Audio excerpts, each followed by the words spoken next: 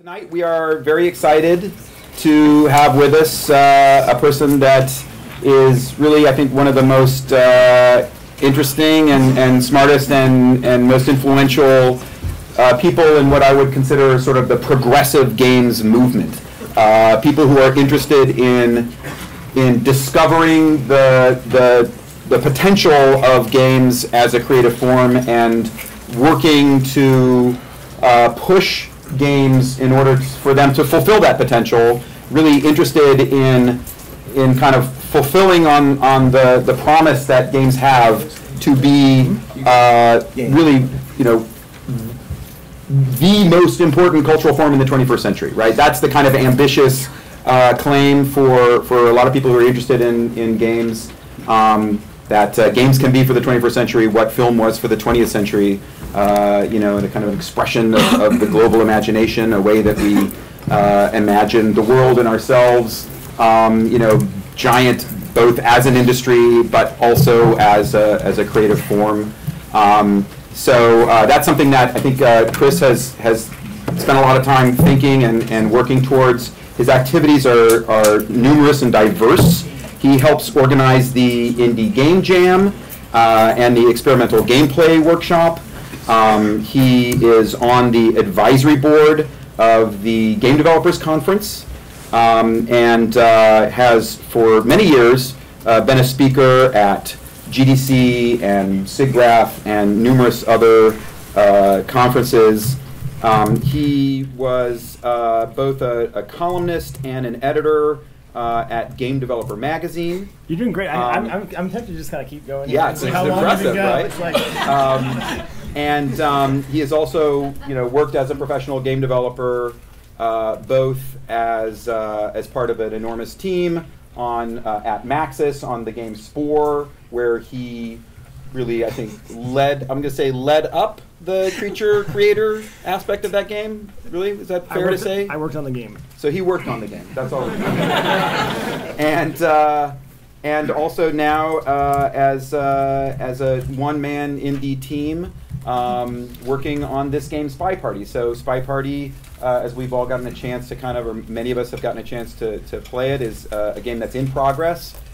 Chris is taking what he describes as a depth-first approach to the development of the game, which means that he's been spending a lot of time kind of implementing and testing this core mechanic, this core interactive loop of the game, which is very interesting and new and different. And he's testing it, and he's going to spend the next couple of years building this game out and polishing it. And so this kind of deep and rigorous play testing is part of his design process. Now, you guys have, many of us have had a chance now to participate in that process. He's going to talk about the game and talk about the process, and then we're going to get a chance to talk with him and give him more feedback. So, ladies and gentlemen, Chris Hecker. Can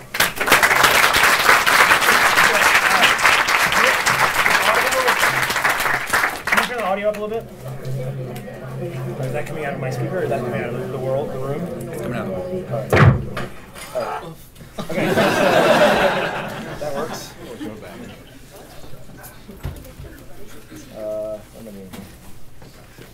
Hey, look. It's a dog. Okay. Where am I? Hi. Did that get recorded so that I can actually figure out what you just said? Sure. About me? Okay, cool. I'm going to turn my cell phone off.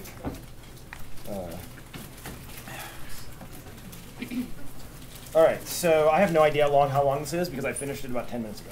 Are you ready? Can you all read this? Maybe dim the lights on the screen a little, maybe? Or Can we bring down the lights just a on the little screen a little bit? Is that okay? Well, then I can't see you. I'd rather you see the screen than me. That's good. That's a good middle. No, it's fine. It's fine. It's okay. Okay. So I asked Frank, what should I talk about? Something that I've done that's working, or something that I want to do that I don't know if it'll work, or something that is more theoretical and untestable. And he had said, well, how about all three? I replied.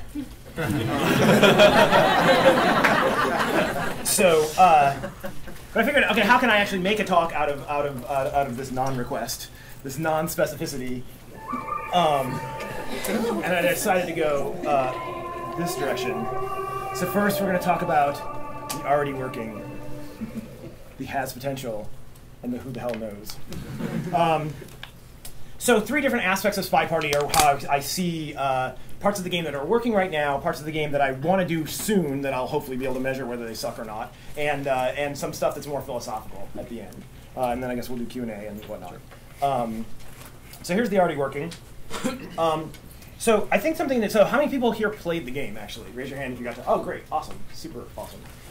Okay, so you can correct me if I'm wrong, but I think one of the things that's already working is you have to play it cool in the game. Which seems like a pretty spy-ish thing to have to do. You, if you're the spy, you have to actually like kind of breathe through it, think about what you're doing. And specifically, if you think about most games, you're constantly moving. I mean, in games where you can move. You're constantly moving. You're bobbing back and forth. You're teabagging somebody. You're like, dodging a corner. You're doing whatever. You're just constantly moving back and forth, back and forth, back and forth. And it occurs to me that there's 2 reasons for this, really. I mean, there's a bunch of different reasons, but it's not just aiming and dodging, which is a huge component of it, right? You're also just, I mean, the movement is one of the ways of exercising your agency in the world, right? You've got this little cool interactive 3D or 2D world, and you're like kind of playing with it, and there's no consequence for doing that. It's a great thing, right? It's just, I want to move around. And there's another aspect to it, which is if you like come around a corner in a shooter, and you're not exactly where you want to be, you just move back where to where it is, because there's no problem with like dodging around a corner, coming back, and adjusting kind of minutely, constantly every 100 milliseconds or something. In Spy Party, however, fidgeting and indecision about what you're doing gets you shot. And I think this is a really interesting contrast with normal, quote unquote, normal games.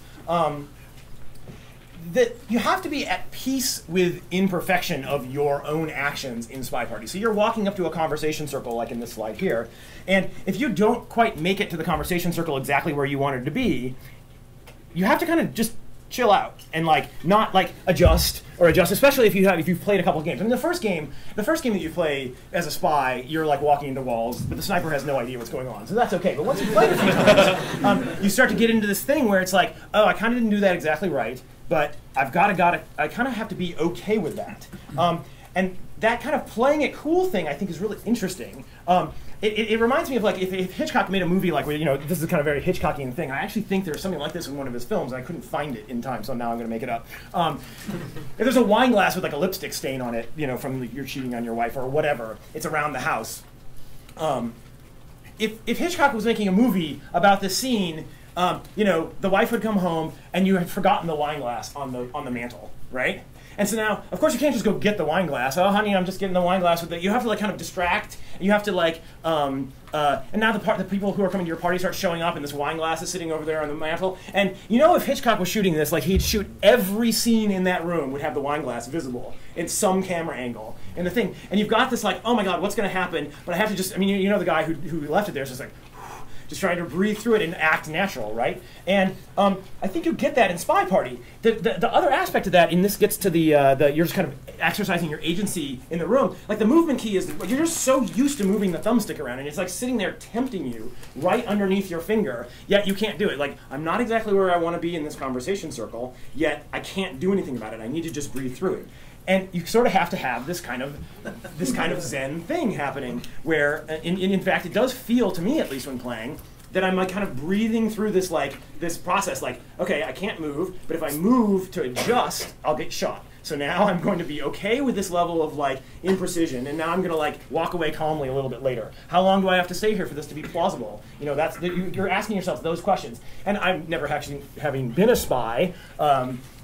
Or done anything illegal in my entire life. I think that's kind of similar to a feeling that you have where you just have to play it cool. You have to act with confidence. You have to decide where you're going, go there, and don't look back, basically. Of course, I also make the NPCs fidget occasionally just to fuck with people. And that's interesting, that interplay between what makes it a human versus what makes it... I mean, it's an inverse Turing test, obviously, at a certain level. And the interesting thing about the inverseness of the Turing test is it means that I can bring the AI up at my own pace, like whatever I'm capable of doing. Like a regular Turing test is basically totally unachievable, right? I mean, we're just nowhere close to doing that. But an inverse Turing test, I can start with the current crappy AI, and every improvement I make becomes gameplay. It's like a little more subtle here, it pushes it in the direction of pure behavior, and I find that really interesting. So I think that's one of the things I think that's working in the game right now. That has potential. So there's a problem in the game right now, and that is a spy. So let's say you're playing the spy, and the sniper's got his eye on you, which you can tell from the laser sight, or you think they're watching you. If they're a good spy, maybe they're keeping the laser away from directly on you, but they've got you in the field of view. The problem is you can't actually perform most of the missions under those circumstances. And now this statement of the problem is not actually that big a deal, because this doesn't actually get to one of the core parts of the game. But this statement is actually a real problem for me. No matter how good of a spy you are, if there's a reasonably good sniper watching you, you still can't pull it off because the tells are too obvious. They're not obvious when you're not looking for them or you're looking in the wrong direction. But if you're looking right at someone, you're not going to be able to bug the ambassador, for example.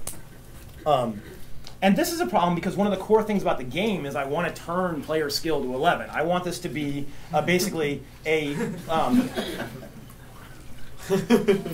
this is the Korean characters for Gosu, which is the concept of like an elite at something. I mean, it tends to be bandied about with StarCraft players or Counter-Strike and that sort of thing. But basically, I want esports level of player skill in this game, and I'll eventually dial it back with handicapping, and you can always make things more accessible. But I want to go as deep as I possibly can on this mechanic and on this concept before I actually start dialing it back. So the fact that an elite player can't actually accomplish a mission while they're being looked directly at by a good player seems to be contradictory to my goal of like an elite player should just always clean the floor with a good player. So what's the solution? Well, I'm not sure, but one of the next thing I'm going to try is I'm going to try and inject player skill into the mission performance. So right now you're playing the game, and basically, the A button is the normal action at any given time, and the B button is the spy action at any given time. And so, but you basically press the button, and then you're fire and forget on the mission, right? Like you're either starting to bug the ambassador, or you like do the book tell or whatever. The banana bread thing starts up. The people who didn't play have absolutely no idea what I just said. But, yeah, banana bread is very central to my video game. And so here's what I want to do. What do these two things have in common? The top one, who can guess? It's the swing counter. It's Lynx 386, because actually searching on Golf UI is impossible to find a more modern example, especially Tiger Woods driving UI. You get like a bunch of flash games about driving into a telephone pole. The bottom one is Active Reload from Gears of War, which is one of the really interesting things about the game. I think that game had a couple interesting things about it, and this was one of them. So how many people here are familiar with Active Reload? Okay, most people. So I'm going to go through it quickly. So basically, it's a shooter game, right? You're going around and shooting aliens, like a lot of games these days. And you want to reload your gun because you ran out of ammo. And so you can just push the I think it's the shoulder button, right? You push the button, right? And your gun reloads, and now you're back in action. But if you notice, when you start to become a better player, this is up in the corner of the screen. Up in the corner of the screen is this is your ammo counter. And what happens is this little bright bar in the middle starts going across, and it takes about a second, maybe 1.2 seconds to go across the entire thing. I think I actually have a video here. Let's see if this will play. All right. Is that yay? So watch the bar. I'm going to play that again. Watch the bar in the upper left-hand corner.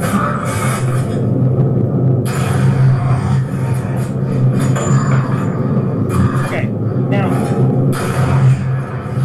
can't remember if he changed. So, watch this. Now I'm going to stop it again.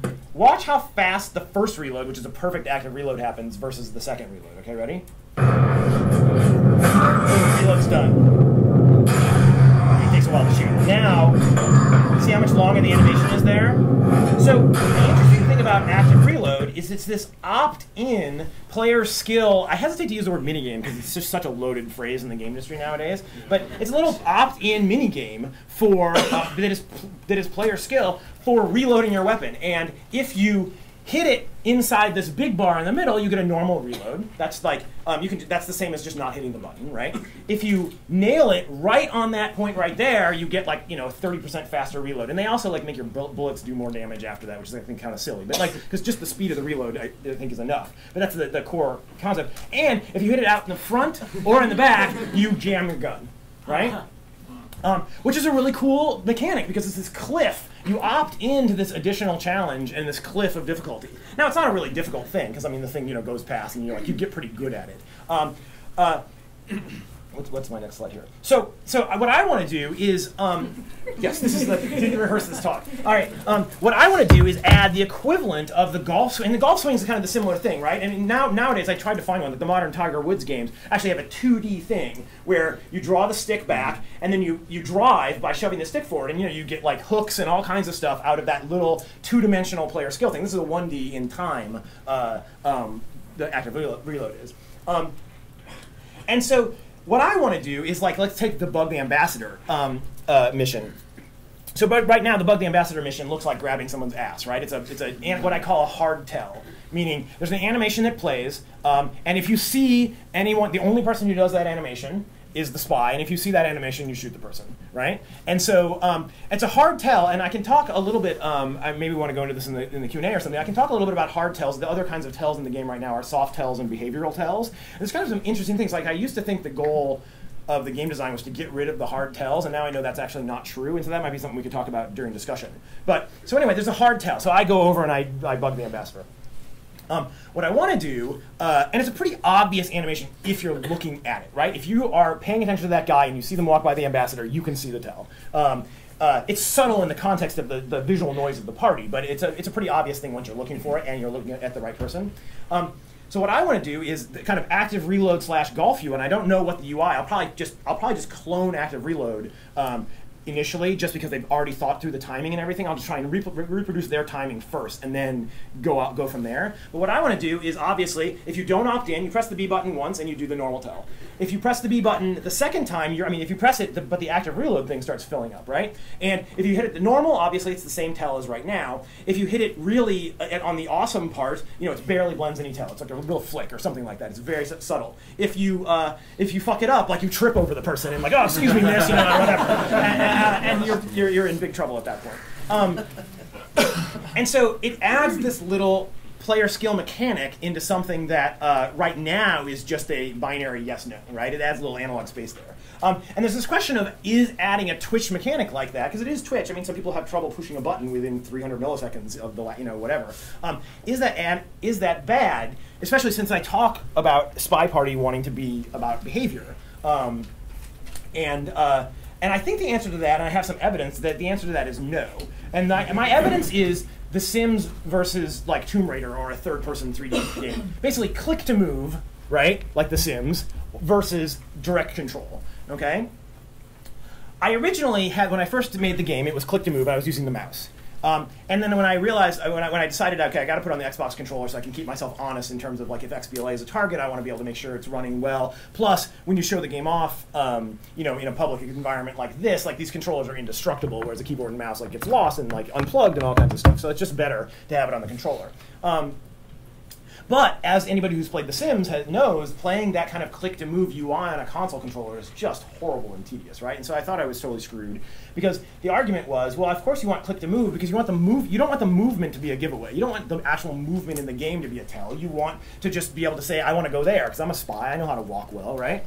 But when I put it in, I was like, okay, well, I'm just going to try direct control at first. And I came up with a kind of interesting way to do direct control given the pathing system that I have. And I put it in and I realized it actually makes the game more compelling to have that level of expressivity, even though that's not at the behavioral level that I think most of the game wants to be taking place psychologically. And it occurred to me that, like, and this is pretty obvious once you think about it for a second, like, if you're playing a shooter or a Tomb Raider game or something like that, you don't actually think about the controller very much. It becomes pretty transparent after you've played the game for a while. Shooter players don't think, now I will strafe 3 meters to the left and then go forward. They just go, right? It just becomes second nature. And it actually isn't that long before movement becomes second nature. You don't have to be like super elite Gosu guy to actually just be able to move around the space well. So that part that you had to learn not only adds depth, but you get this kind of imprint aspect to it. What happens as you're learning it, like the game imprints on you and vice versa or whatever, and you like that added depth makes you feel more expressive in the game, even though it's basically a very minor part of what you're doing on a moment-to-moment basis. You're not thinking about moving at that point. You first pick up the controller, you're like walking into walls. That's fine. That little learning curve, that little ramp, as long as you take the person along very gently and understand when they're screwing up and help them. Once you're doing that at the elite levels, it doesn't cost anything to have that level of direct control, but it actually adds something, I think. In that same way that the direct control in a shooter it's not something you think about anymore. Okay, so a bunch of random related ideas to this active reload idea. So basically that's the evidence I have, at least in one case in the game where I thought so moving in a 3D world is a Twitch mechanic in some sense, right? It's like, you have to get used to it. Like you're looking around and whatever. I don't have mouse look on the mouse look on the spy side is not mouse look, so that gets a little benefit there. The sniper side has at least you can't look away. You can't like plant yourself at the floor or the ceiling like a lot of games. People can get confused at first. But at the same time, you have to learn how to, like, especially the sniper. You're moving around the corner and you want to do that circle strafe thing of like move at the same time you're doing, and that takes people. I watch people who are not gamers who start to play the game, and they get confused by that, and I'll tutorialize that and whatnot. But I do think it adds something to the game to have that level of expressivity. And I think that same thing might end up being true, assuming I don't screw up the active reload-ish kind of player skill. What am I trying to say? Mission activation. So here's some more random ideas on this front. What if it was resource-based? Instead of it being a skill-based, this is from a brainstorming session I had about the game with some other game designers. What if it was resource-based? And then the idea became, what if the resource you're spending is match time? So as the spy, you can decide to spend 30 seconds to make this tell really good, which of course brings down the amount of time you have to complete the missions. It's like a resource that's in the game. I don't know if that's the right, I don't know if they want a second resource or not. 1D versus 2D, like do you want the full 2D of the Tiger Woods kind of thing? There's actually a place in the game right now that doesn't really people don't notice until they start to play at the more elite levels right now, but when you pick up the statue, and you're looking at the statue animations always go back to a rest pose before deciding to do their next thing, right? So they do this, and they do this, and then they look at it. And the AI will never put the statue right back directly from here.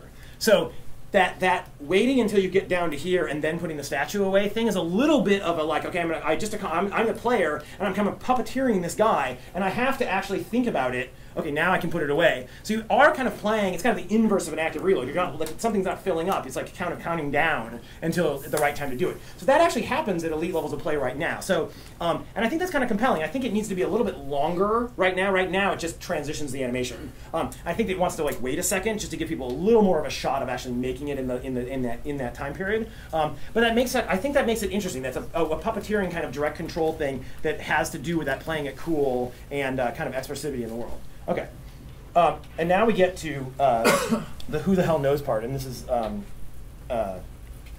least developed of the thing, both philosophically speaking and in terms of slides.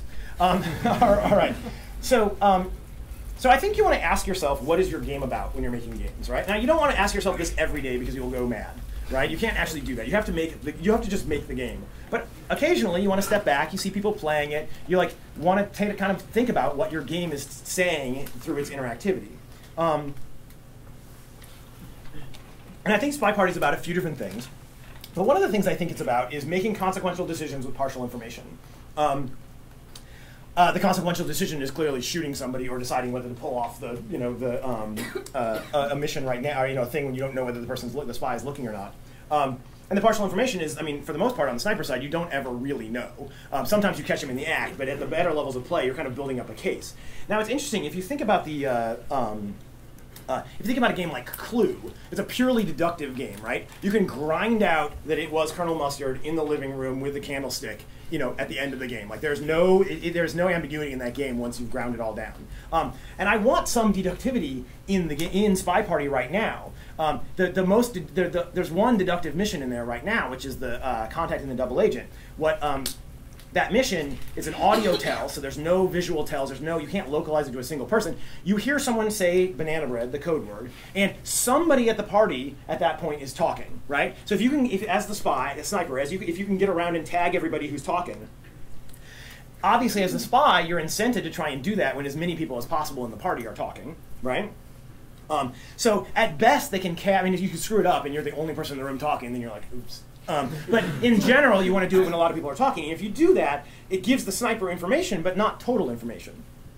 So they can now cav off a number of people at the party. And different people find different amounts of, some people find it hard just because of the actual controller aspect of it. Some people find it hard to get around the party and tag only the people talking. It's a relatively precise thing. Like the game doesn't do aim assist or anything like that. So some people, but you can, some people get frustrated by that. But then they think, oh, sometimes they come to this realization, sometimes they read the manual, whatever. But you can actually just rule out all the people who aren't in conversations at all, because it couldn't have been one of them. So anybody at a bookshelf, anybody at the windows, anybody looking at a painting is not it. So you can either try and tag everybody who could be it, or everybody who's not it. And either way, you're calving off somewhere between 30 and 60% of the world. And that's a huge advantage, to the point where it's been very interesting to watch. With newbie players, they usually do the banana bread mission first, because it kind of throws the spy off, the sniper off. Like you hear banana bread, and everyone's like, what am I? It must have been, and they don't really know what's going on, but they don't have enough. They're not calm enough in the world to kind of like do that calving off of the space. With advanced players, it's a death sentence. You have to do that mission last, because that ability to calve off over half the party gives the sniper such a huge advantage in terms of the remaining people they have to watch, that you can't basically get other missions done, because a good sniper can watch 2 or 3 or 4 people at the same time, and if you give them that information that it's going to be one of these 3 or 4 people, you're toast. So that change in the kind of deductivity, the change in that is as you become more and more advanced player, and that mission moving from do it early because it's a freebie to do it late because it's a death sentence is really interesting to me, and I think that I want more missions like that to be mobile in terms of like they change as the skill level changes. But deductivity, I don't want the game to be completely deductive either, because I think that Clue and games like that, they just feel a little like there's not that much there after you've like learned that you can just like kind of grind it out, right? And so I want there to be maybe you can always calve off 30% of the party or something like that, but I don't want it to be you can always grind it completely down within the time limit, right? I want to keep the pressure on the sniper that they have to make a decision with partial information. And I think this is interesting, because I think that this concept of making consequential decisions with partial information is kind of a fundamental challenge for society these days. It's something that science does all the time. Science is really, at the advanced levels, I mean, there's a fantasy about science among lay people, quote unquote, that science is all about precision. That science has yes or no answers for everything. If the scientists could just figure this out, we'd know. But that's actually the opposite of what's really true. Science, especially at any level dealing with objects that we're used to dealing with, like psychology, especially sociology, even the motion of this through time. It's very much about dealing with uncertainty and error bars and not knowing exactly and making educated guesses and kind of proving your case, to a high degree, but you don't have complete certainty. And the problem is you've got science that is very comfortable dealing in this realm of uncertainty, and kind of Congress or governments and people who aren't, and you get collisions of this uncertainty with society. So, for example, global warming is a perfect example, where because there's some doubt about whether global warming is happening, it allows people who prey on that that uncertainty, they concede doubt. Because I can find a scientific paper that says, well, this doesn't, or there's a flaw in this paper, which is a totally natural process in the science world. That you can, you can throw the entire thing into disarray and doubt. I noticed this a lot when I was doing this talk last year on achievements. And the psychology research is pretty clear on extrinsic motivators, but it is psychology research, and psychology research is by definition like pretty hand-wavy. You have to most people do this, and I have to agglomerate this meta-analysis and that kind of thing. And basically, if you choose to ignore it, you can just ignore it and still feel good about yourself because, hey, it's just psychology research. So I think there's this collision of science, the reality of science for complicated things, and the way society deals with uncertainty, which is they assume that if something's uncertain, it's just random. A friend of mine used to have this idea that everything was a 50% probability because it either happened or it didn't. So of course it's 50%, it's either going to happen or not. It's like, whoa. But I think a lot of people go through life thinking that. And so some people, including our host, think that things like poker will help with that, right? So poker has this awesome probability, expected value thing going on. And playing games like this, clearly games can have something to say about this idea of dealing with uncertainty and making yourself comfortable with that. And I think that Spy Party may have something to say in that, but I actually was thinking about it, and it feels less like poker than it does to me like flirting in a hostile environment. Where, it's not quite as hostile as having a sniper rifle, but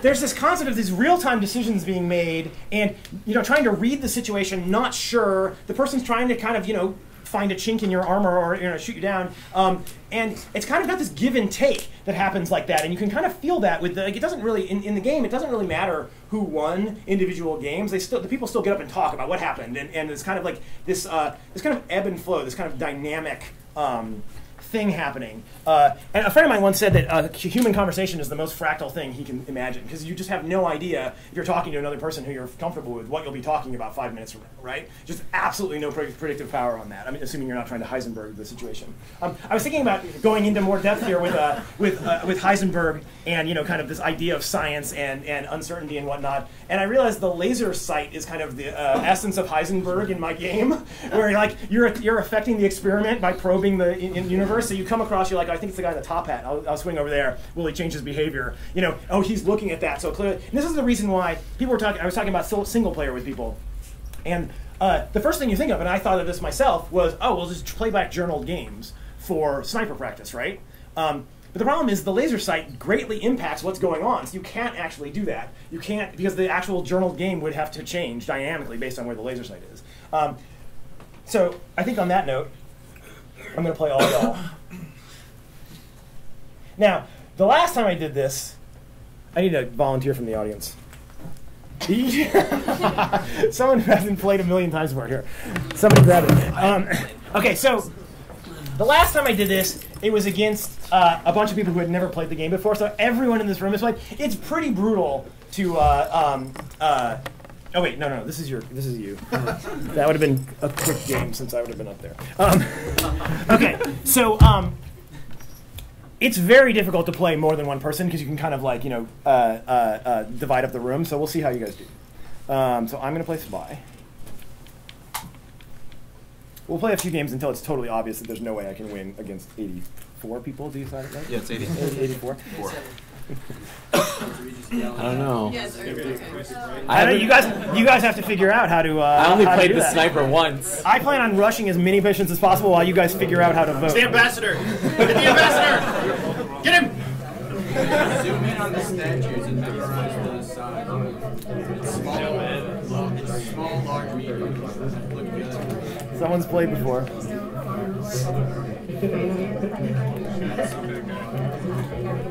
Don't show him your laser sight.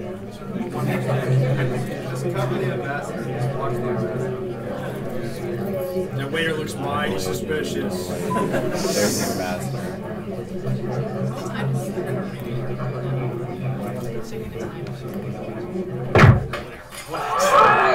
Sorry.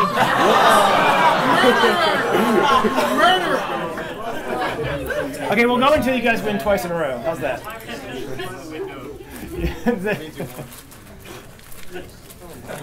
I actually have never played the sniper, so. You should probably listen to the audience. There's some people back there who played a lot. I don't know the controls. Oh. Okay, so the controls are. I don't remember them. Tap I out, can tap out. pull them. This is actually good. I'll live a lot longer while you don't know the controls. Okay, so statues first. I read all the. God damn it, you're in my way. Stupid double agents.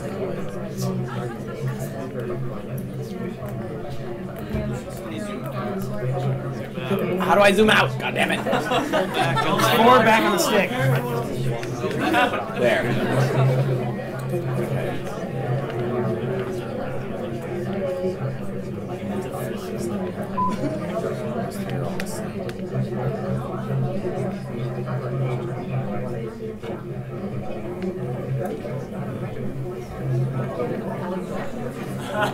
Banana bread.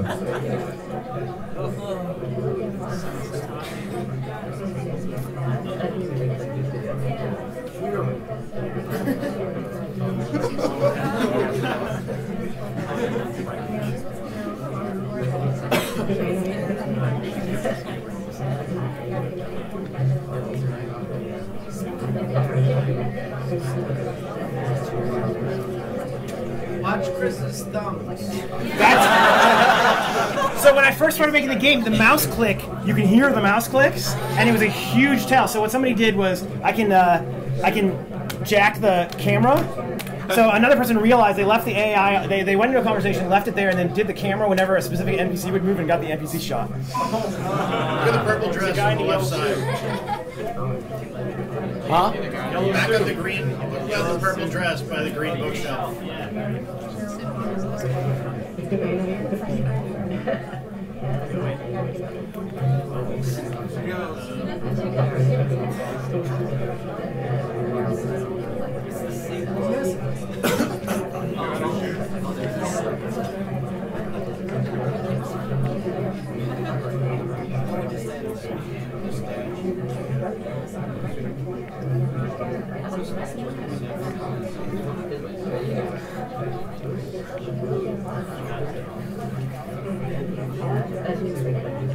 Shoot purple dress, just do it. Headshot. Headshot. Purple dress. Still have a minute left. Just do it. Tacky dress, killer. I think it. 1 minute. Ah, forget it.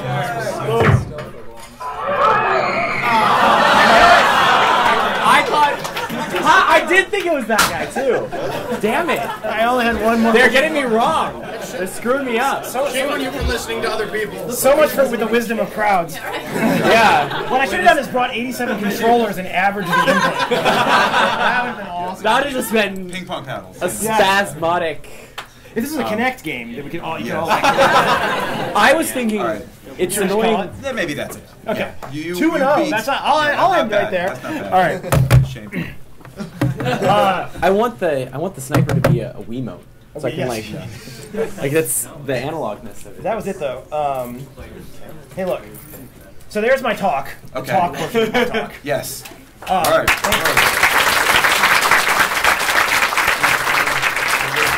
All right, so have a seat. I'm gonna keep this very short, but I get a chance to have a little bit of a Q&A one-on-one with you, and then we're gonna open it up to the crowd, and that's the focus tonight, is to really get input and feedback from people who had a chance to play. But first, I wanted to probe you with a couple of pointed questions. Should I? So first of all, thanks very much. Yeah. That was fantastic. That's a and- blast. I actually, one of the things that I was out there doing while you guys were all shuffling in here was getting all the journals off the machine, so I can now contrast. I'll do some data mining and contrast how East Coast people at NYU play versus West Coast people at PAX. So I'll be interested to see if there's any kind of differences in playstyle. Nice. So one of the things I wanted to ask you about is just overall process. Like, are you doing everything? How big is your team? Is it just you? You're looking at it. Right That's now. it. Yeah. I hope to hire an artist next year sometime, maybe. But like it's, but like right now, all the art is me. It's all like I try and make the. I'm focusing just on that core gameplay stuff, and so like I try and make the art as good, slightly better than good enough, right? So it's like there's a little style to one of the animations or something like that, but not spending that much time on it. Just And do you like that? I mean, is it good just working by yourself? Yeah, one person? You enjoy totally. that? I mean, like, it's a little bit lonely sometimes. I literally work in my garage because I got my garage remodeled. I mean, it's got hardwood floors and skylights and stuff, but like, it is a garage. But so what happens is we do the indie game work days. You know, John and I will do one, and you know, Mark Tenbosch, who's working on Megakuri, who's a cool 40 platform game. There's a bunch of people in the San Francisco, Berkeley area. You know, Oakland. I live in Oakland. So we do work days. Ron Carmel from 2D Boy and stuff like that. So so that's the kind what of. What does that mean? You do work days? Yeah. So you like go over to his house, or they come over and you work. You know, you work on your game. And usually having someone else there means you don't surf the web all day, which is a huge risk within the game development. It's like it's amazing. Just ass in chair productivity is just probably for me at least 80% of the challenge. Yeah.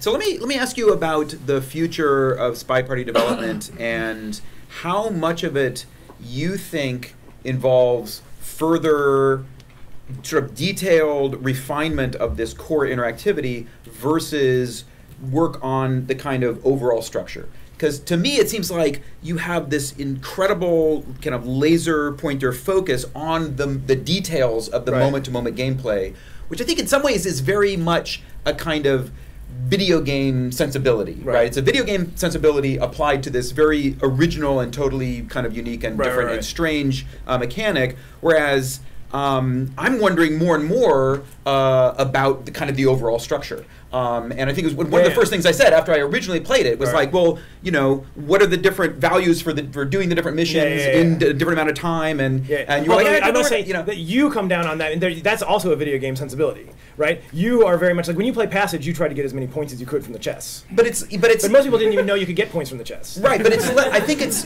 in some ways I think of it almost like more of a board game sensibility, because what I'm thinking of in terms of structure is like larger, chunkier pieces of strategic thinking. Right. I would say your thing. Yeah. I think that the way you're, like the way you played Passage, and that is the kind of board game min-maxy kind of like. What I'm doing here is much more the esports, Counter-Strike, you know, like I play shooters 300 hours a day kind of thing. And so for me, I want I want to. Time stands still. I want to go there before I don't go there. In other words, like I mean that depth first, accessibility later thing that came out of the Rob Pardo talk at GDC Austin years ago, really informed. And that hit right. There was a Rob Pardo, who's the chief of game design of Blizzard, gave this talk at GDC Austin in 2008 about their kind of design sensibilities and, you know, just how Blizzard goes about doing things. And he made this point about depth first, accessibility later. And I was right in the middle of Spore, and we were doing it the other way. We were making sure it was very accessible, and the fact of the matter is, like, we didn't really ever get the depth there. The Creature Creator actually, I think, has depth, but we actually did that depth first. Like, we had a really impossible to use Creature Creator that could make arbitrary creatures, and then we backed off from that to make it accessible. Whereas the actual game mechanics, we didn't do that, and I think it shows in the game that we ended up shipping. And so I wanted to not make that mistake again. And so that laser-like focus is, in some sense, a reaction to that. It's like I want to make sure, and in fact, I plan on making it harder for, you know, I'm making it deeper in that direction. So the laser will get narrower, I suppose, or whatever. In the near term, but then I will widen it back out once I've got that, because I think you can actually, and I think StarCraft 2 is an example of this, like you can actually like make a much more accessible kind of mass markety kind of, you know, and I don't mean mass market like in the bad sense of the term, I just mean that you can make it more accessible, more like, oh, I can put, you know, like there's a bunch of like mechanics in StarCraft 2 single player that there aren't in multiplayer, like medics and things like that, because hey, they couldn't tune them up to that laser level of esports focus for multiplayer, but they're fun to play, nukes and all this stuff. I guess, but what I'm asking is less about depth versus accessibility and more about different ways of getting at depth. Because when I hear you talk about wanting elite players to have this kind of go-to ability, I keep thinking about solutions to that are less about the kind of details of the moment-to-moment gameplay and more about the overall structure. Like I keep thinking about the way that different kinds of overall structure will turn that dial up. No, and I think So, for example, if I had to ask you right off the off the top of your head, is the structure for this going to be like 3 rounds of a minute each? Is that like, or is the structure of this going to be like I'm in a city and I'm choosing, which Right, building right, to go right. into, and Yeah, then it's gonna there's, be- and I'm spending right. an hour and a half, and then I Right, get right. shot. You know what I mean? Right. Like- No. So the structure is going to be more, at least. All of this needs to be play tested, right? Especially if you're doing an esports kind of game. Like playtesting is so important. But so the structure is going to be. It's going to be probably longer rounds than this because there's going to be more to do. Like once I add things like the security guard can be commanded by the sniper and things like that. They're just going to take time for you to do. Like poison the drink mission, you're going to have to overhear a drink order. Like you're not going to do that in 3.5 minutes necessarily. And so it's going to change the flavor of the thing. But a set of rounds like that, maybe 5 parties. Like the Left 4 Dead is an interesting structure in that sense. Like you've got these matches, and there's 4 of them make an arc, right, or 5 or whatever.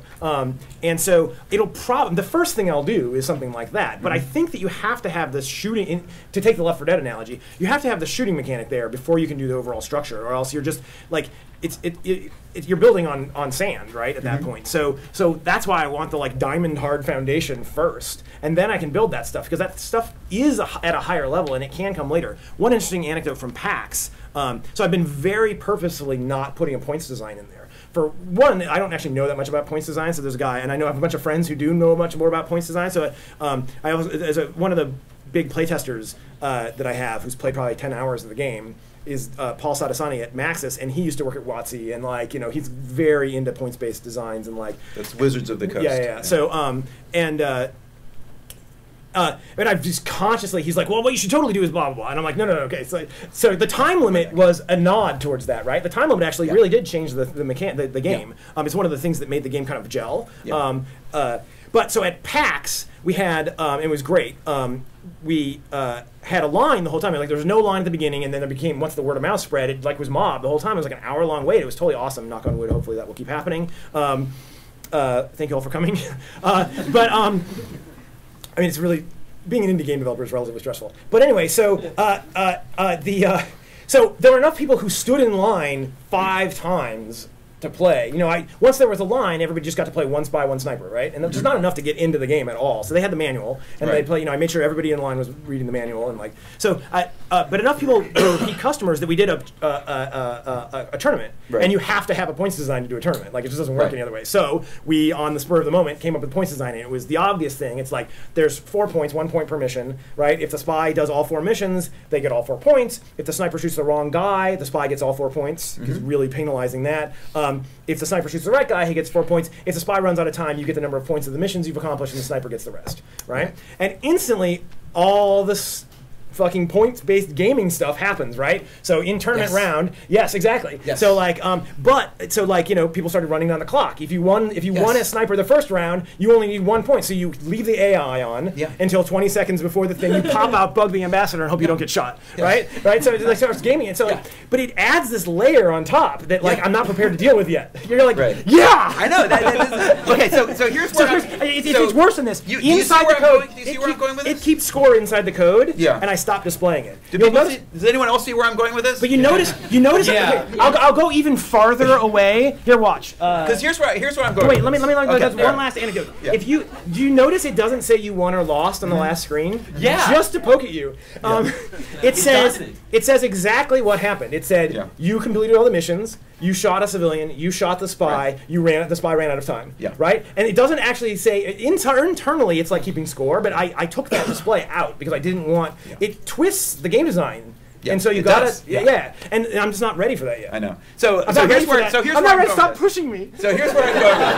And so first of all, I love this game. I think Spy Party is amazing, and I'm a big supporter of it, and I'm excited to see where it goes, wherever it goes. Yes. And I'm partly just this is kind of my opportunity to give you feedback in this setting a little bit, and I've been thinking about this a little bit. And one of the kind of where I'm going with this is thinking about your relationship to this question of rewards. Right. Intrinsic rewards versus extrinsic rewards. Yeah. This big issue that is kind of, it's super interesting, this conversation that we're having in the game industry, in the game field, as players and as makers of games and as scholars of games, and thinking about really the politics of pleasure, on Facebook games and these other games and points and this other stuff. And one of the things I'm thinking is that your kind of resistance to this structure, this larger structures, is you know, comes out of your thinking about extrinsic rewards, and you know, the fact that there is something corrupting potentially about them, that you know that there is something pure and beautiful about just the pleasure of being a spy and pulling off this amazing move, that gets diminished when you think of it within this larger structure that can be gamed or that has.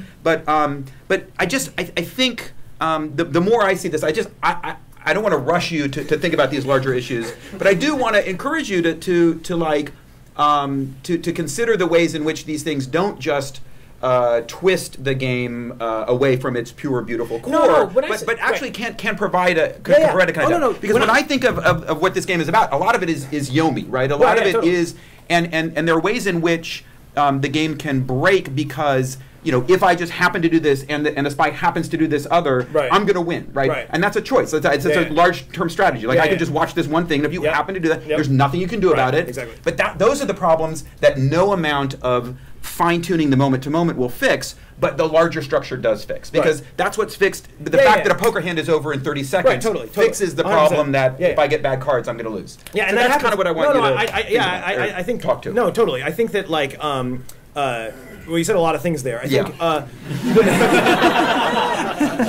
you should do one of these lecture things. When I said, let me be clear, like when I said twist or distort or whatever other words, I didn't actually mean them in a derogatory way. Like it distorts the purity of that design, so that it makes it harder. Like if you're turning multiple knobs at the same time, like it's hard to know what the ramifications are of the thing you tuned, right? And so the points-based design, I mean, this is just obvious. I think points-based designs can overshadow everything.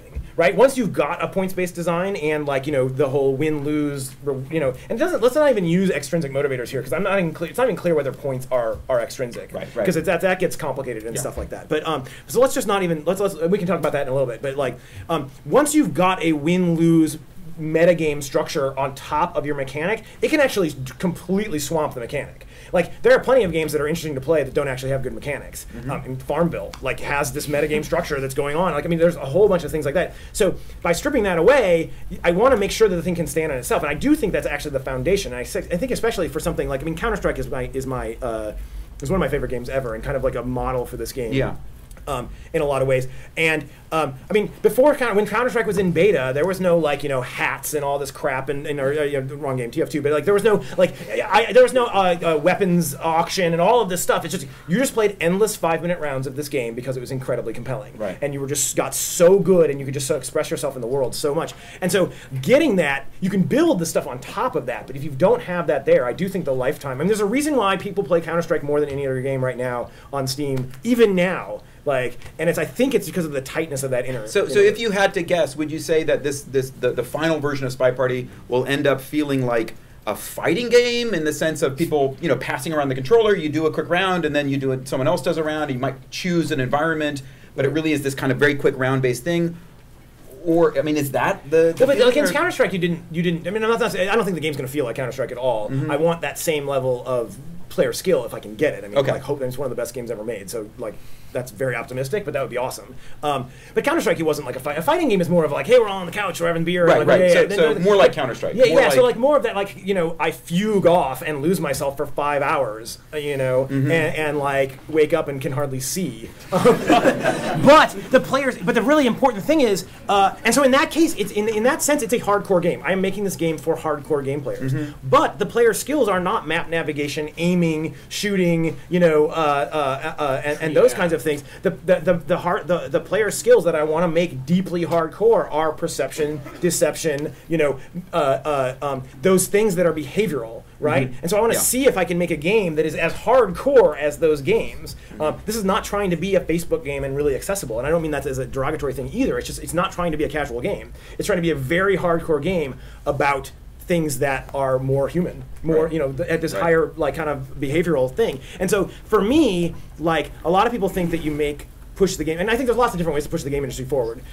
For me, I don't want to start at the casual game and try and bring them into games. I want to start at the core game and make it more about speaking to the human condition. I mean, that's a huge thing to say from my little prototype. That's what I want. I want to go up that way because we know that core stuff works, right? That's where the Yomi, the Gosu, all that stuff happens, and that's the beauty of interactivity to me.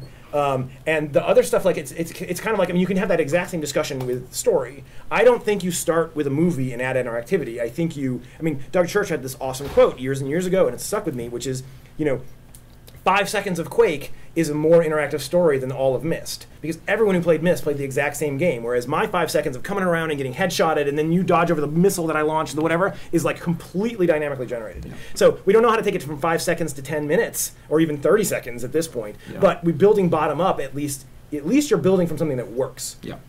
I want to talk to you about AI. Okay.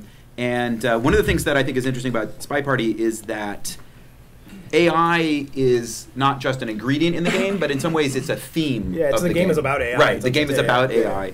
And I wonder, like, sometimes I think about how that is kind of true of many games. Like, something that's happening in Spy Party is that you are trying to understand, you're trying to submit yourself to this mechanical way of moving, so that you can fit in with the kind of rule-based behavior around you. Right.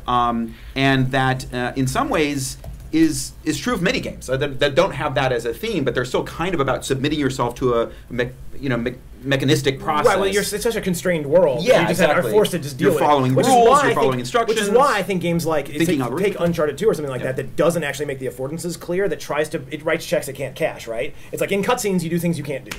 And then it puts you back in control. You're like, well, I really wish I could hop over that 3-foot high wall, because my dude just like vaulted over a 10-foot high building at the same, That's why I think it's really important to write checks you can cash, right? Like you want to write the biggest check, but you want to write a check you can cash in terms of affordances you give to the player. Right. So I think that like a lot of games you encounter those constraints in a negative way. You're like, I wish I could do this thing. But I think this is less about constraints in some sense than it is. I mean, there clearly are constraints, but I think you said a long time ago this concept of a Clockwork Party is a really interesting way. Like, there's kind of 2 games that I could make here, and right now the Clockwork Party is the one I'm making. There's the Clockwork Party game, which is the like, look at this mechanistic, interesting thing. It's just so different, and it's like, I get to shoot at The Sims. Like, that's so cool. Like, there's this, I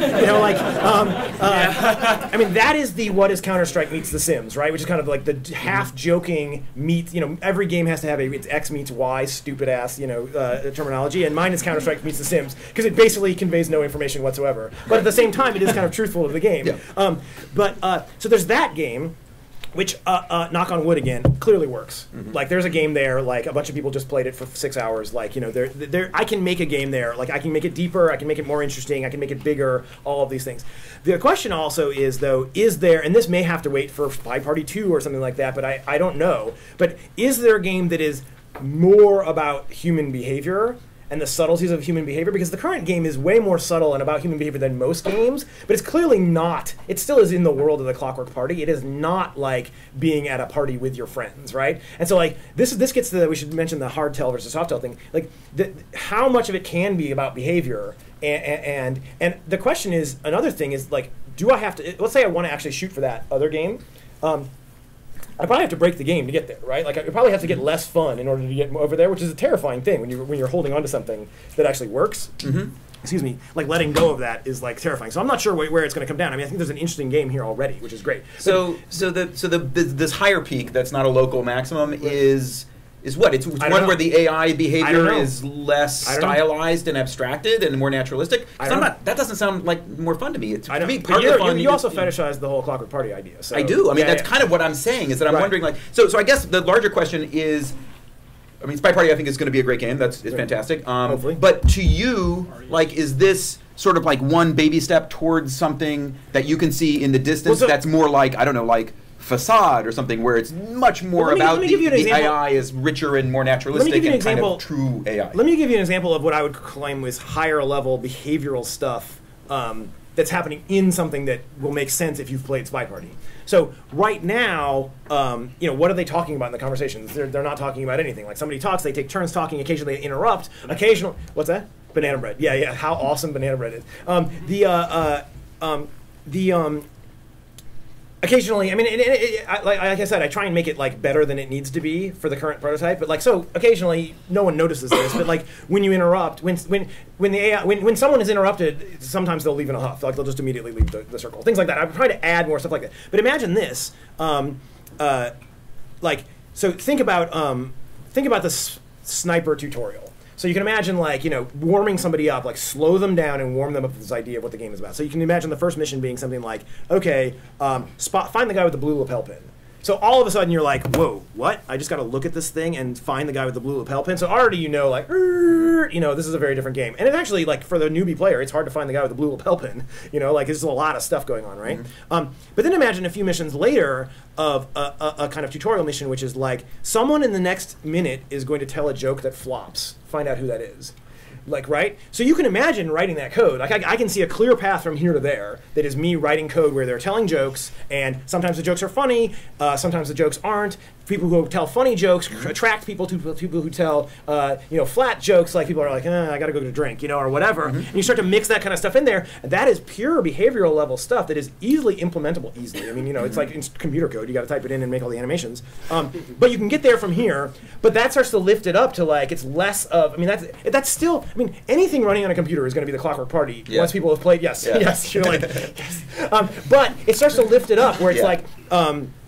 Where it's a little bit longer until the clockworkness shows itself, which is okay. I don't mind the clockworkness showing itself because at the esports levels, it will always be that way. You will go on the wiki and you will find out that someone has played 3,000 games and knows that 30. Yes, and they know that 30% of the time they will leave after one conversation versus like whatever. That's going to happen, and that's great as long as it's balanced, right? Okay. But pushing that off into the point where, like, and making it so that it's not that that's a failure state, but that's a, like, elite state, like, they kind of, like, you can play the game based on more intuition. And this actually, like, the thing that happened at IndieCade that you were witness to, which actually the first time I'd ever tested this, I had this goal that, or kind of tacit thing where I was like, okay, it would be great if somebody who was awesome at shooters sat down and played someone who was a better people person than the person who was awesome at shooters, and the better people person, the person with more intuition, laid waste, right? Owned them. And Brenda Braithwaite and John Romero sat down and played, and Romero's pretty good at shooters. And they do play shooters all the time, and he just, you know, it's 20 zip, and she's just like, fucking Christ. And they sat down, and she wiped the floor with him, 10 zip. Like, because he didn't understand what he was doing wrong. Like, he would start moving, and then she'd shoot him. And she's like, and so, like, and it's just because she was just paying more attention to the ambient aspects of the party. And I don't think the game was Clockwork Party to them at that point. They weren't advanced enough, but there was this intuition. So I think that interplay of those two things and maybe, like, slowly blending from one to the other is interesting. Nice. Like, another example, like, I wanted to talk about the hard tell versus soft tell thing versus behavioral tells. I used to think that I wanted to get rid of all the hard tells. Like, it's bad to have an animation that will immediately give you away. And I realized that you don't want to do that because when you get away with a hard tell and you're not dead 5 seconds later, the feeling of relief is so huge. It's the only one you know you got away with because it's so obvious and there's no ramifications to it. Like, I bugged the ambassador, I'm still alive, whew, I must be doing okay. You know? You want that beat, that rhythm of that. Whereas the behavioral ones is like, man, I have no idea if I'm, like, screwing up right now or not. And so you want that interplay of the three. So, like, the book mission has both hard tells and behavioral tells. The book mission, you can either pull the microfilm out of the book, which has a tell where you, like, you know, you're a really shitty spy, I guess. You're like, anybody looking? And you, like, pull it out, right? You stick it in your pocket. You can pull the microfilm out of one book, put the book back, put it in the other book and at the other bookshelf and put it away. Or you can just walk the book from one bookshelf to the other, which is something the NPCs will never do. Now, there's a mechanic of tagging the books, so the sniper, if he's paying attention, can actually keep track of where the books came from if they remember to in time. Like, the books are color-coded on the spy's machine, but on the sniper's machine, they're gray. So you have to actually get over there and do it. But that interesting thing of, like, oh, and that's a little bit too hard of an edge. Like, it's a little too easy. Like, I've tuned it. It used to be too hard to tag the books, and now it may be a little too easy. I don't know. It's still in progress. But that idea of, like, you can choose the hard path, and you know you got away with it, or the soft path, and, like, you're not sure whether he's tagged the book yet or not, because it's, you know, I find that really interesting, that give and take between the two. Nice. All right, so I'm about to open it up, but first, just a couple more things. One thing is that, you know, at the Game Center, right, we're interested in the role of the university, of the academy, as a kind of an alternate place for thinking about games and for developing games. And what, in your opinion, are some of the big, interesting problems that students should be working on? Okay, I gave a talk. That's a very, very broad question. So just throw out maybe one or two. Right. So let me give you, as an example, a talk. I gave a talk at, you were talking about the AI aspect of this. I gave a talk about Spy Party at AIIDE, or however you pronounce that thing, which incidentally is the second worst acronymed conference because the AIAS is worse. But so the AI conference, the second half of my talk, the first half was introducing Spy Party and the let them play and everything. And the second half was basically saying you're doing it wrong because a lot of AI researchers don't understand, and I use your quote from that from the Indiecade talk, which is that interactivity is kind of or games are the aesthetics of interactive systems, right? A lot of people don't understand that aesthetics aren't judge. You set it up that way. You're like, it's not definitionally not judgeable scientifically. You can't. And so what that means is if you're going to do, and AI is kind of the core of gameplay in some sense. And so it's the most aestheticist of all of the things you could be working on. With graphics, people used to make this big mistake when graphics and try and they did not use perceptual models for judging graphics, and that's where all the advances in compression and all that stuff have gone, but from switching to a kind of information theoretic approach to. So there's two parts of compression, right? There's modeling and there's entropy coding. Okay, and entropy coding means the part where you say I've got this signal and I want to encode it in the fewest bits possible, right? Like Huffman coding is an example of that, and arithmetic coding is provably optimal. And so when Huffman coding came about, they basically, the compression people were like, okay, we're done, because we've got the perfect entropy coder. They didn't realize that you could have sub-bit entropy coding, which is the difference between Huffman, which will use a full bit for something, but something can easily use 2.5 bits, right? And so entropy coding does that, and boom, they're totally, but actually modeling is where everything interesting happens. Modeling is how do I decide what to compress, right? And so there's these awesome, in text compression books, in books on lossless compression, because lossy is a different beast altogether. But in lossy compression, did you know that a perfect lossless compression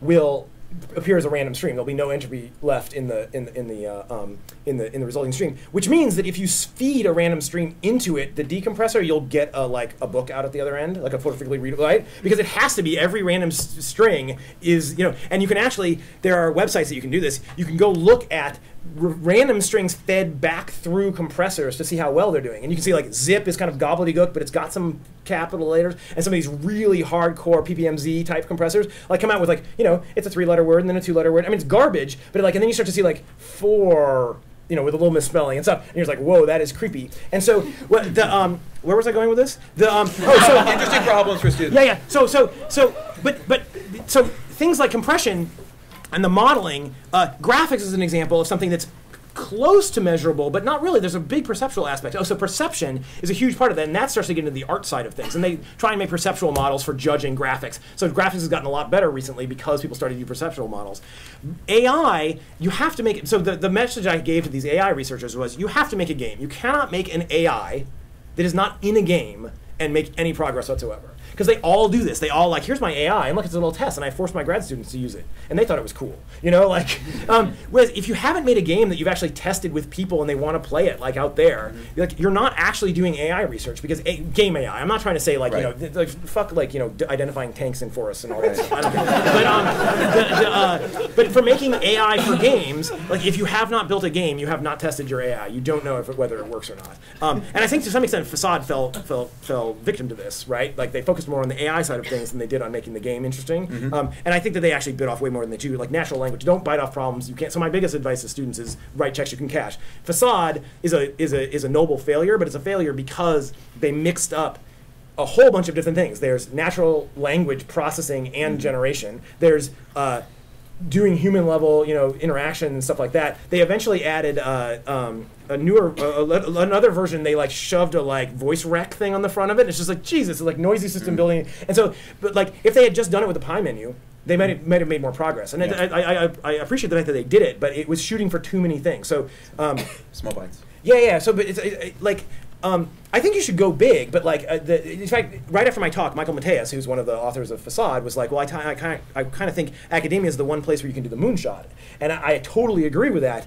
But the moonshot as a fictional idea of they just shot for the moon is not what happened. Those NASA guys worked for 20 years and sent up 8 million smaller probes and all of this stuff. The moonshot took a long time. They were shooting for the moon, but they weren't going to just shoot 3 dudes up there and kill them immediately, right? So you wanted to kind of do that same thing in the stuff you're trying to do. And so I guess my advice for students is I don't think there are. It's not. I don't. I guess I don't. I question the question. I don't think there are problems students should be working on. I think students should be making games that are interesting and push the boundaries, and those will generate the problems. Nice. Right? All right, So, well put. yeah. What's your opinion of the Wii? I want to open it up now to Q&A from the crowd. So let's go right in the back. Okay, and the microphone. This microphone? Yeah. Here. Yes, say it. Yeah. Work now. Yes. Ophir, ladies and gentlemen. I think I turned it off, so be careful. Whoever wants to speak. Just hold it from here. Not too close. Very quick question. How did you get started? And what were your early prototypes like? And On Spy like, Party or like in the game industry? Spy Party. And okay. what did you learn from it? Yeah. So, okay, that's an interesting question because it allows me to rant. All good questions should allow me to rant for a little while. The indie. Who does not know what the Indie Game Jam is, or was, or is, or whatever? Okay, so Indie Game Jam 0 was the theme was 100,000 guys, right? So we were like, we were idly sitting around and we were like, okay, what? This was in 2000, I guess, and we were saying, wow, I wonder what this newfangled 3D hardware could do in terms of number of Doom sprite dudes rendered simultaneously. And the answer was about 100,000 on like a Pentium 1, 90 or something at 30 frames a second. So, whoa, hey, this is really cool. So we had this swarm of dudes. And so we did it. This is where we came up with the Indie Game Jam. We're like, this is cool. We should have people come make games with this crazy thing. One of the guys made a game, Thatcher Ulrich, made a game called Dueling Machine, which was based on a Ben Bova short story. He couldn't use 100,000 guys, it was too many guys. So he only used 30,000 guys in a city. It was like outside, there were boxes, for buildings and stuff. These are Doom sprite guys, like they're pretty simple, right? And enough people had done Doom mods that you had like dudes in suits and all kinds of random stuff that you could get in sprite, WAD format. So this game was 30,000 dudes in the city, and one guy who was the hunter and one guy who was the hunted. Okay, and both of them had a picture of each other up on their screen. And so the 30,000 dudes were all picked from a pool of guys, except for they didn't pick any of, the hunted and the hunter were unique. Okay, so there were a lot of guys, it was, purple shirt versus a green shirt or something like that, but it was like, a lot of dudes.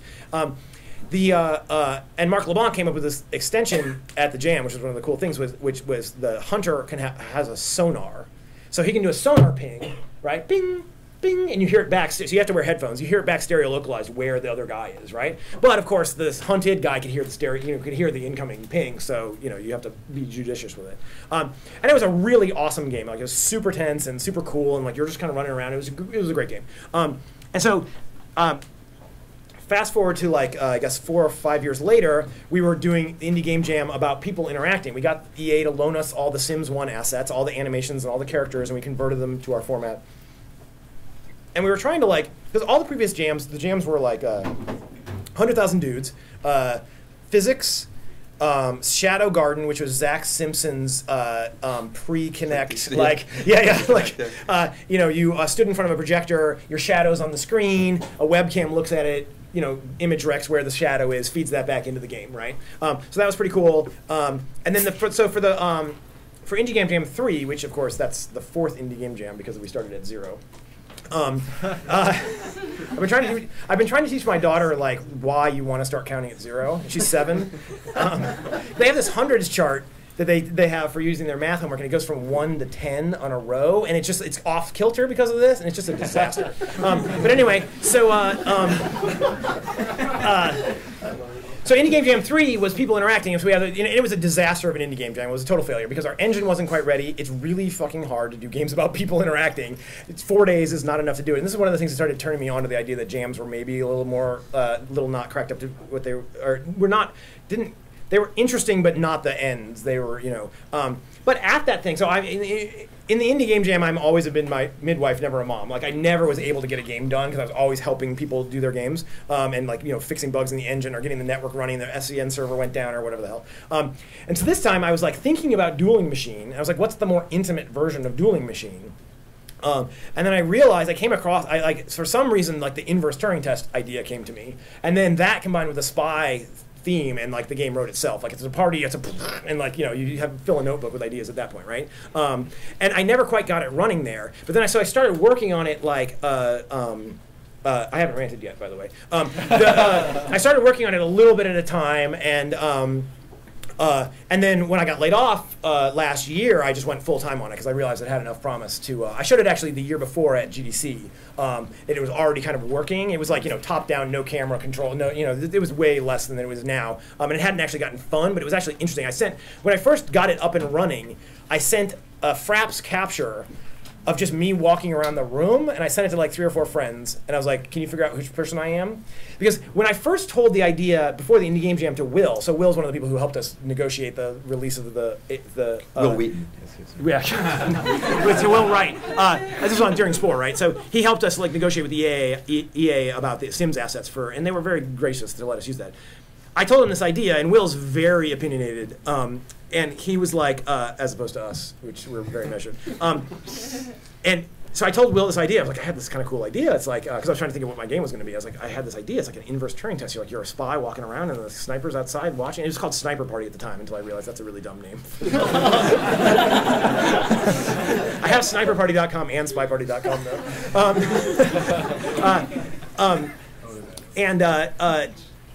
I was telling him this idea, and he was like, it'll never work.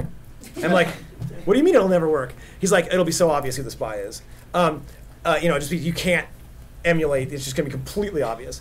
And so I had, at the time, I got it running with 30 dudes in the room, 30 people in the room. This is 12 that you're playing with now, because 30 is completely impossible for the sniper.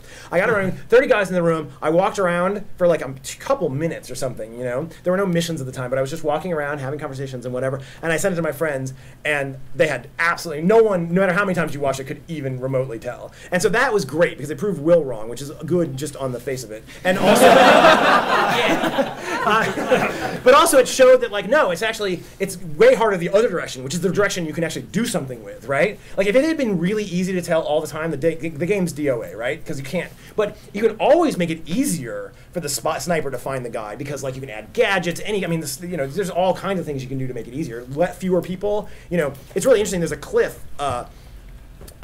So we were trying to figure out whether this is my advanced playtesters who've played about somewhere between 10 and 20 hours of the game. So like, when you're going depth first, you just want to have people who have played a shitload of your game, right? And are really excellent.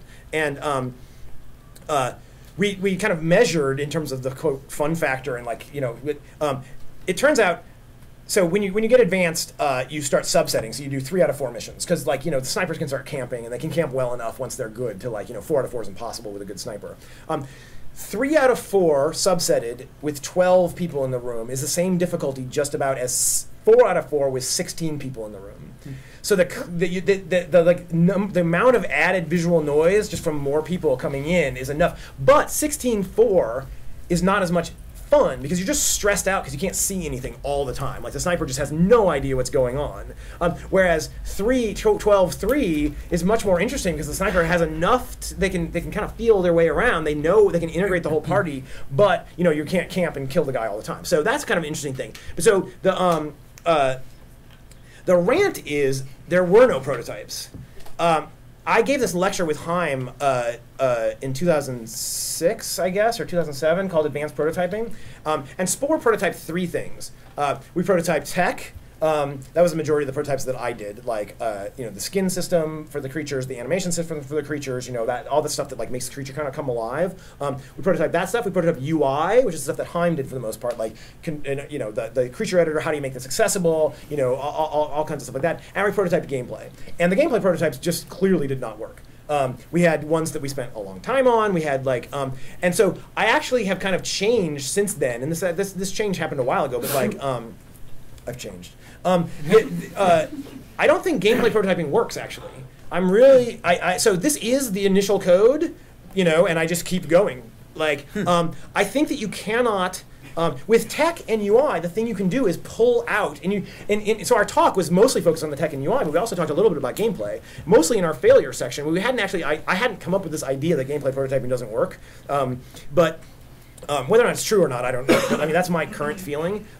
Because one of the things we talked about in the talk was you have to be able to disconnect to do a prototype, an effective prototype, you have to be able to disconnect the inputs and the outputs from the thing, pull it over here, do it, and then reconnect them up, or at least imagine what they are, or feint towards them, right? So like we did a prototype of like some animation system prototypes had some terrain on them to see what it looked like to the guys. And we're, oh, how big is this relative to the terrain? Oh, well, we can't render the planet yet because we don't have the text, so I'll just render a big hoop in line drawing. Oh, okay, it's about that big, so there should be some curvature, you know, things like that. So you can like, you know, the connections you can like kind of like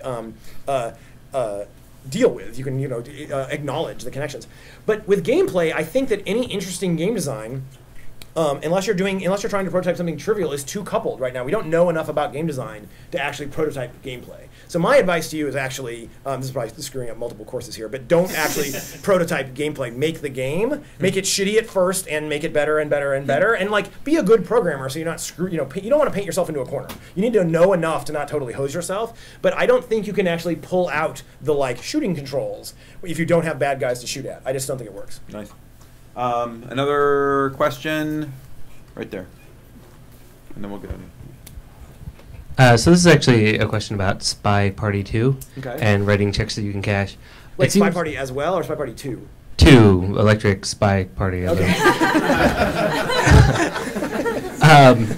It seems like the AI is not the solution, right? It seems like either you can perfect the Turing test, the actual Turing test, and have AIs that are actually just like people, or you can have an 8-player game and everybody at the party is a person doing different things. Yeah, the other advice Will gave me was like, oh, make it an MMO, no AIs. Like, come on, dude. Well, but I mean, it sort of works, right? If you have people dueling in different ways, right? You have a cheating husband and a jealous wife, and Right. husband's got to try and flirt, and the wife's got to try and catch him, and Yeah. then you have different people with different motivations, and it's actually hard then to figure out who's the spy because everyone, like, Yeah. right now it's an interesting game, but it's more like act like a robot than it is like Right. And so be that, a that, spy, that, that right? idea of giving people motivations, I'm going to do in Spy Party 1, the game that I'm actually working on. Okay. Because, yeah, the best win state of the game is when somebody gets shot for acting too intentional. Like, they didn't catch them doing anything, but like they went straight from the fucking bookshelf to the statues, to the ambassador, to one of the suspected double agents, back to the bookshelf, boom. I didn't catch you doing any of them, but no AI who's doing random stuff will do that. So eventually what I'm going to do is people will have agendas. The AIs will have agendas as well, and I'm going to add characterization to the AI. So for example, the general will drink too much over the course of the party and chase skirts. So if the ingenue ever walks by the general and he doesn't like pay attention to her, then that's a tell. Right? And so I want to lift it up to that level where you get more of that stuff going on. There's one thing that was interesting that I didn't mention earlier when you were talking about the importance of AI, which is the density thing. I can usually tell, I can often go like, oh, the AI wouldn't have done that. But it's amazing, even the people who have played for a very, very long time don't actually start dissecting the Clockwork Party as much because it's just too nonlinear and too big of a space. Like there's so much stuff going on. You're looking for tells and things like that, but they're not actually at this. I mean, this is very different from having it in the wild on Xbox Live or something like that. Like that will happen. But I've been surprised. So for example, and an example of that is for the longest time, if there were ever two people, and I didn't even know this until I went to like add a feature, and I was like, oh shit. For the longest time, if there were ever two people in a conversation talking, one of them was the spy. Because the interruption would always, if an AI interrupted another AI, it would cancel the other person's talk immediately. Whereas if the spy pushed the spy content the double agent, this was before I had unified the AI.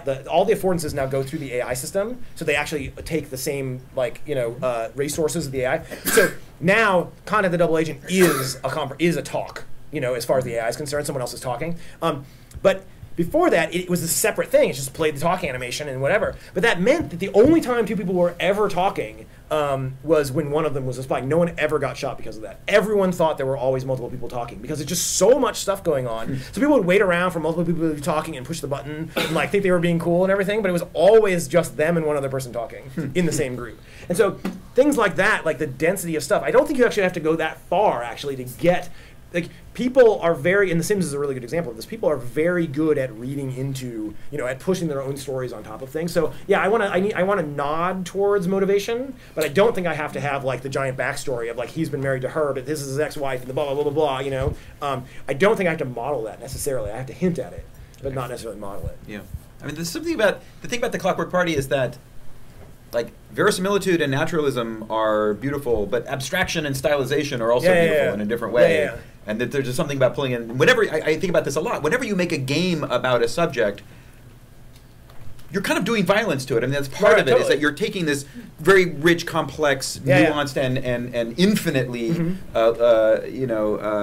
rich and analog thing, and you're abstracting it and styling it. So imagine what if you could just like capture this thing in a set of rules. You can't capture anything in a set of rules.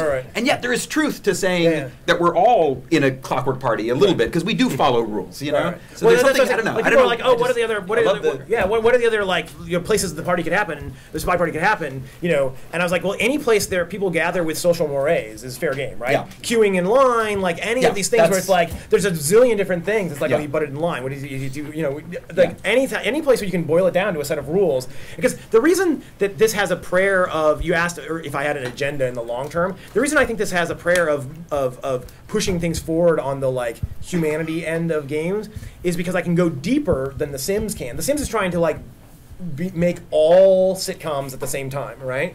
Whereas this is just one specific TV show. If we're going to use that analogy, right? Like, and so Archie I can. Bunker's place. Yeah, exactly. I can. I wish I had a sniper rifle in Archie Bunker. But like. I can, because I can limit it down to like, I mean, there's only 6 or 8 things they can do right now, and it'll probably grow to 10 maybe. But you know, they're gonna have cigarettes, and they're gonna have, you know, they're gonna have to be able to go get a drink and like flirt and like things like that. But there's just like a limited number of things you need to pull off the party. And once I can do that, I can go really deep. So they can be smoking and drinking at the same time. There just aren't games that do that. Like take a smoke, you know, like blow out, like you know, take a drink, like flirt with somebody at the same time, like all of that stuff. I can totally, totally. Well, I actually I want to do one of the games. So the other thing I want to do is I'm really laser focused on the 1v1 asymmetric game right now, but that's not the only game that's going to ship in the first thing. There's going to be the single player, both tutorial and hopefully a compelling single player game. But also there's going to be other multiplayer modes. And so one of the examples of the one mode I've been thinking about, and I got a ton of ideas of about this stuff, but like one of the ones I came up with recently was, what if there's 2 teams, spy sniper teams, but open chat channel. They're all in the same chat channel, and you don't know who your spy is. So now you're trying to like just like bridge. It's just like that's structure. Yeah, it's just like bridge. You're trying to like tell what's in your hand, but like so like trying to kill the spy who's not yours. But you need to communicate with your spy. So can we do another question, Josh? All right. My question is in the future of the game, what kind of art style are you thinking of in terms of stylization or realism? Because The Sims is very much like going for this sort of realistic, simple look or stylization. And how do you think that integrates with either the Clockwork Party kind of stylization or the perfection AI sort of realism?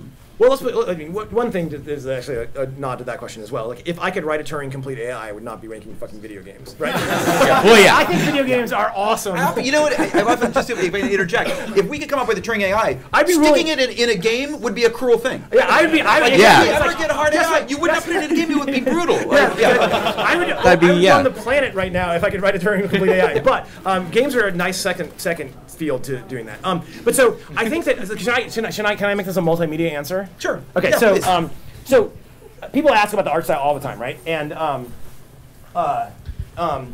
and so like the obvious thing is you do some Casino Royale 60s-ish, you know, kind of retro thing, right? And so but the one of the things that I started thinking about when I was thinking about this problem was, first off, for various reasons, I don't think full 60s era Casino Royale, Sean Connery era James Bond is the right thing. Like, it's a little alienating to people. Like, it's got its edge. And I'm going to play you 2 things that show the kind of thing I'm maybe going for. The Incredibles, if you think about TF2, which is an interactive example, The Incredibles is better, but it's also along that axis, right? Along that kind of, like, what time period is The Incredibles taking place in? And the answer is you can't answer that question because it's all time periods simultaneously, which I think is the secret to doing that kind of thing, right? So, and TF2 is sort of the same way. It's like, it's got that vibe, but like, is it modern? Is it future? Is it not? Like, you don't know. And that, I think playing at that level is really interesting. And so I was going to do one, if I can find it.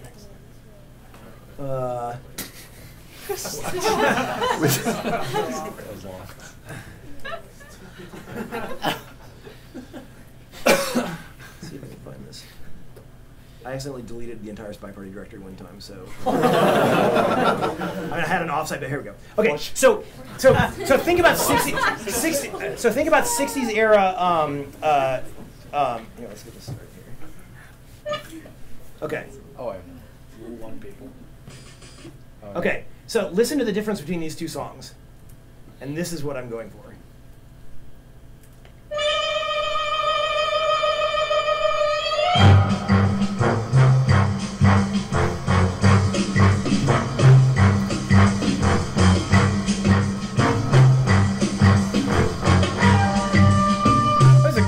Fucking theme song, right? It's totally awesome. There's no question this is a totally brilliant.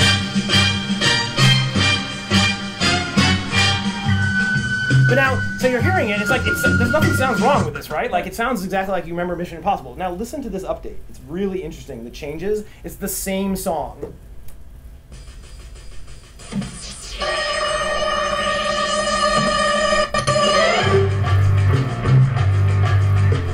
They changed, what they decided to change here is really interesting. It's like the update. It evokes exactly the same kind of emotional thing. Particularly this part, where it's got this weird flange thing. It's really interesting what they did to change it. So, to some extent, I think that delta, like you can imagine, like in your state, in aesthetic space, subtracting those two things. I have no idea what you're saying. So less timed, because when you hear the original Mission Impossible theme, you think, oh, that sounds like it's from the past. Well, it's timeless, I think, is the right way. So if I can achieve that, but I think The Incredibles is, and you can do that exact same comparison with like the Incredibles soundtrack is really awesome that way. But so that like kind of updating, and this may be a little bit too Limp Bizkit or whatever, but like that idea of like going in that direction of like updating the thing so that you're now like, oh, what is the difference between those two songs? Because like if I played you those two songs an hour apart, you would have thought they were the same song. Right, in some sense, like just try it sometime. It's really interesting. Okay, good. More, and do we want? Do you specifically want to solicit feedback? I mean, that was kind of the theme of I've captured the journals from the playback. That's all. People can ask any question they want. Why don't we go back here in the lucky? I mean, comments, questions, anything's fine. I'm just glad to be here. Oh. Hi there. Are we soliciting feedback? Is that? No, anything. All right. So one of my favorite moments from playing is actually the moment between when the bullet is fired and when the end screen pops up. Right. It just seems like there is an incredible wealth of potential of who scatters, who is ushered out of the room, who goes to check the body, and does the spy have enough time to pull off like one quick mission? Right. Yeah, I want to actually start emphasizing that moment. I mean, right now, just for code reasons, it ends the game exactly right then. I think at the very least, I will do non-interactive stuff during that moment. Whether I let the spy continue to have agency or not is a question I need to figure out. But there are going to be, one of the things I'm going to do is have multiple moments like that, not quite that level of intensity, but like the next mission I'm going to put in is poisoning the general's drink or whatever, right? Or poisoning. It's not clear whether the sniper should know or not know who's being poisoned. I need to figure out the design of that. But and so someone's going to drop dead in the middle of the party, and people are going to go, "Oh my God!" And let's get him, what out of you? And so that's going to both create a distraction for the sniper, like what's going on over there? Oh, that's that. Okay, wait, let me look at the statues really quick. But the spy will also have to react as if someone just dropped dead in the party, and they're surprised by that, right? So it's like, do they rush over to the help? Do they like scream and yell, or who knows what the right thing there? I don't know what affordances to put on that, but Well, obviously the spy should be able to teabag the civilian. Yes. So taunts is a really interesting thing. So the game, so I was thinking, so there were two simultaneous threads going on in my head at one point a couple months ago. One was, whenever I'm demoing the game, it's really fucking annoying when the spy runs out of time. So I got to add a cheat key to add more time, right? So I was like, oh yeah, you hit the T key and like it adds a minute, so just for demo purposes, right? Like, just need to do that. I just never quite get around to doing that. And then we were talking about like, oh, what's the taunt for this game? And then someone made a joke. It's like, well, obviously the taunt is reported after the fact how much time you stood staring out at the sniper, right? So you're at the window, the laser's like right on your forehead, and you're just kind of like, yep. You know? So, and then, like, in a flash, it came to me like, no, I should totally mix the add time thing into the game. So this is a total metagame thing. Like, it makes no sense whatsoever. That's the taunt in the game, is whether, like, so, like, sometimes in games, like, it beeps every minute, and then it beeps at 30 seconds. Every second at 30 seconds, right? And you'll hear it, so it starts at 3:30, and it beeps after 30 seconds, and you look up at the clock. And there have been games against, like, elite players playing where it beeps, and they look up at the clock, and it's 4 minutes. Like, what the fuck? Because the guy had gone up and just added so much time, they'd gotten away with it. Yeah. And that is a total taunt without actually making. It's an in-game and simultaneously metagame taunt for the game that isn't as dorky as teabagging. So I was super happy when I came up with that. Oh, you mean if you look out, it adds time? No. The mechanic is if you go up to the window, 30% of the time, the AIs will look at their watch. Looking out the window at the expanse of gray. It is your life because you're a Turing level AI trapped in my video game. And you occasionally look at your watch, right? Maybe it's a boring party. I don't know. Maybe you're waiting for a ride. But the spy can do that too. They can do the normal check your watch. But if they do the spy version of checking your watch, it adds 30 seconds of the time, which shows up on both machines, right? So you add 30 seconds and the clock goes up by 30 seconds. It doesn't actually it doesn't ding or anything like that, but you have to pay attention to the clock, right? And so if it dings and you look up at 4:30, it's 4 minutes and it dinged because it hit 4 minutes, you got totally snowed, right? So that's awesome. But then, wait, I just lost my train of thought. The taunt. For the active reload, the player skill performance, the mini game for the active reload performance stuff. I was like, okay, well, everything has to have a normal, awesome, utter failure case, right? And so clearly the normal is what it does now. It adds 36. The awesome is you check your watch in a way that adds 30 seconds to your time, but I added in 1 second at a time every second. So it just kind of dilates time on the sniper's machine. So you're like, wait, it's been 250 for a really long time. And by that time, the dude's way off in the party, right? And then the failure case is it beeps, bing, and it's not a minute. You're like, wait, all right, who was it? Or something like that. So. All right, I think in terms of our time, we have maybe time for one final question. Why don't we go here to the blue shirt? When you're working alone, how do you test? I don't mean playtesting like here, but technical testing. Well, you can run multiple copies on the same machine and play that way. It has a debug mode, like a loopback mode, right? So there's a debug mode that plays both simultaneously on the same executable, so you can kind of pop back and forth between the things. That's not exactly networked play, so you can test some stuff that way. Sometimes you have to launch 2 versions on the same machine. It sleeps to 60 hertz, which on fast machines, it doesn't actually use that much. So it doesn't use much of the CPU because it's sleeping most of the time. So that makes it possible to run two copies. I've actually run 8 on the machine at the same time. My router crashed from all of this NAT traversal going on before my machine slowed down. But and then I call people basically. But there's a hierarchy of stuff. Most of the time you're just in debug mode. You can just do it. Right. But yeah, so networking sucks. Writing network code is horrific.